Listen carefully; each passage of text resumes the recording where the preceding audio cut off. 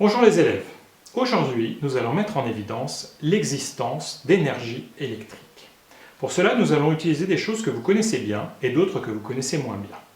Première chose que vous connaissez bien, un bloc multiprise. Celui-ci possède un interrupteur. L'interrupteur ne dispense pas de lumière. Le bloc multiprise n'est pas alimenté. Lorsque je mets l'interrupteur dans l'autre position, une lumière rouge m'indique que ce bloc multiprise est devenu une source de courant électrique et donc d'énergie électrique. Je l'éteins. Ici, j'ai un morceau de bois, ici j'ai une pile, et là j'ai un appareil que vous connaissez probablement pas, qui s'appelle un multimètre. C'est un appareil d'électricien qui permet de mesurer, en particulier, s'il y a de l'énergie électrique à un endroit donné. Donc, si un objet est potentiellement une source d'énergie électrique. Ce multimètre présente une molette qui permet de le régler dans différentes positions, ainsi que deux câbles qui vont jusqu'à deux sondes, une rouge et une noire, qui permettent de se positionner sur les objets et de vérifier ce qui s'y passe du point de vue électrique. Il existe deux types de courant électrique, le courant continu et le courant alternatif. Le courant continu est symbolisé par des traits horizontaux. On en voit ici le symbole et ici. Le courant alternatif est lui symbolisé par une petite vague, comme on le voit ici et comme on le voit là. Les deux grandeurs du courant électrique sont la tension, qui se mesure en volts, et l'intensité, qui se mesure en ampères. Volt étant l'unité de la tension, ampère étant l'intensité du courant. Nous avons donc ici la mesure des volts alternatifs, des volts continus, des ampères alternatifs, des ampères continus, ainsi que trois autres fonctionnalités que nous n'utiliserons pas dans notre expérience du jour. Première mesure que nous allons réaliser ensemble, je place mon voltmètre sur la position volt continu et je vais vérifier ce qui se passe dans l'air. Mon voltmètre mesure 0. L'air n'est donc pas un générateur d'énergie électrique. Réalisons cette même expérience avec mon morceau de bois, je me place à une extrémité et à l'autre, j'ai toujours 0. Mon morceau de bois n'est pas générateur d'énergie électrique. Enfin, je vais réaliser la même expérience avec cette pile. Je me place à une extrémité, je me place à l'autre. Mon voltmètre m'affiche l'information suivante, 1,599 volts, c'est-à-dire à peu près 1,6 volts. Normalement, cette pile devrait délivrer 1,5 volts. Cela montre que la pile est neuve et même délivre une tension supérieure à ce pourquoi elle est vendue, ce qui est plutôt une bonne chose, puisque cela prouve bien qu'elle n'a pas été utilisée et que je peux m'en servir maintenant dans mon appareil photo, dans ma caméra, dans une télécommande, une manette de console ou tout autre objet qui nécessite l'usage de ce type de pile. Nous allons maintenant nous intéresser à ce qui se passe sur une vieille pile. Ceci est donc une pile d'une même marque, mais que j'ai laissé traîner pendant un certain temps au fond d'un tiroir, comme ça arrive parfois. On peut observer plusieurs choses sur cette pile. La première, c'est qu'elle est recouverte d'une espèce de poussière et que cette poussière donne l'impression d'être sortie de l'extrémité de cette pile.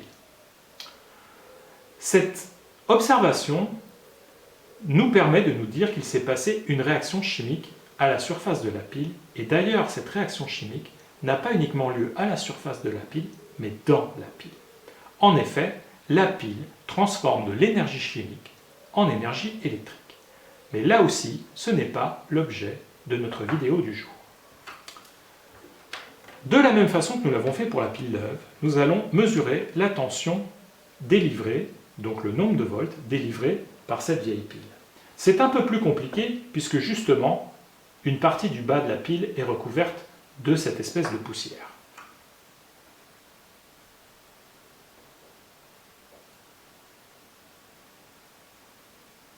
Une fois bien positionnée, j'observe que la pile est en mesure de délivrer presque 1,1 volt.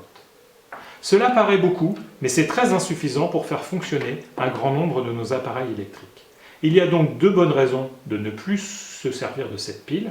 La première étant qu'il y a une réaction chimique qui fuit à l'extérieur de la pile et qui pourrait endommager les appareils électriques. La deuxième étant que de toute façon, très probablement, les appareils électroniques et électriques ne fonctionneront pas avec une tension de seulement 1,1 volt. Il faut donc la recycler et la déposer pour cela dans un magasin qui accepte la collecte des piles usagées.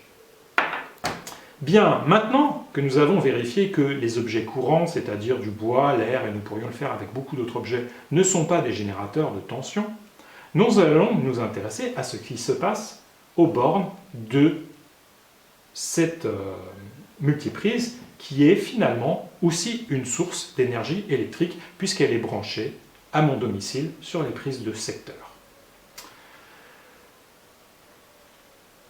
Pour cela, je vais donc utiliser un fil électrique parce qu'il n'est pas conseillé d'aller brancher directement un voltmètre à l'intérieur d'une prise comme celle-là.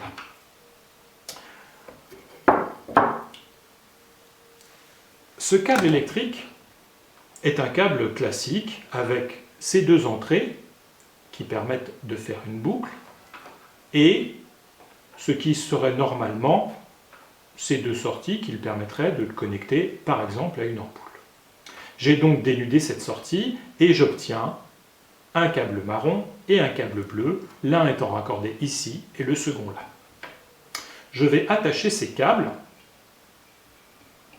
autour de ces vis qui sont en acier et qui sont donc conductrices du courant électrique. Bien sûr, il ne faut pas faire cette manipulation chez vous. Elle présente un certain danger que je peux éviter puisque moi je vais faire attention. En branchant maintenant cet embout électrique sur mon bornier, finalement, je récupère l'électricité par le câble marron et par le câble bleu à cette vis et à cette seconde vis. J'ai donc de l'électricité dans mes deux vis et si je faisais l'erreur de toucher les deux vis en même temps, cette électricité me parcourrait le corps, ce qui présenterait un certain danger. Je place mon voltmètre, cette fois-ci, en position volt alternatif, puisque je sais que le courant électrique domestique est du courant alternatif. Et je vais donc, comme je l'ai fait tout à l'heure avec les piles, mesurer la quantité de volts qui traverse, plutôt qui sort de mon générateur d'énergie électrique.